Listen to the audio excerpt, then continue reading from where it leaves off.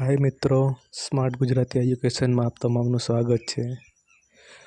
મિત્રો, આજે રાષ્ટ્રીય હિન્દી દિવસ વિશે માહિતી મેળવીશું. 14 સપ્ટેમ્બર 1949ના રોજ બંધારણ સભાએ હિન્દી ભાષાને રાજભાષા તરીકે માન્યતા આપી હતી. હિન્દી ભાષાને પ્રોત્સાહન મળે તે હેતુથી વર્ષ 1953થી 14 સપ્ટેમ્બરને રાષ્ટ્રીય હિન્દી દિવસ તરીકે ઉજવવામાં આવે છે. બંધારણ પ્રારૂપ તૈયાર કરતી વખતે સ્ટેટ લેંગ્વેજની જગ્યાએ ઓફિશિયલ લેંગ્વેજ શબ્દ પ્રયોગને યોગ્ય સમજી ઓફિશિયલ લેંગ્વેજનું હિન્દીમાં અનુવાદ રાજભાષા કરવામાં આવ્યું.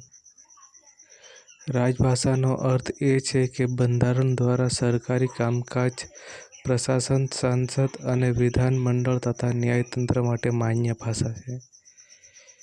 હિન્દી ભાષા વિશ્વમાં ચોથી વધુ બોલાતી ભાષા છે. દર વર્ષે 10 જાન્યુઆરીના દિવસે વિશ્વ હિન્દી દિવસ ઉજવવામાં આવે છે. બંધારણના અનુચ્છેદ 346 અને 347 મુજબ સંસદ કાયદો બનાવી જોગવાઈ ન કરે ત્યાં સુધી સુપ્રીમ કોર્ટ અને હાઈકોર્ટની ભાષા અંગ્રેજી રહેશે તથા સંસદ અને રાજ્ય વિધાનસભા દ્વારા પસાર થયેલો કાયદો અંગ્રેજીમાં માન્ય રહેશે.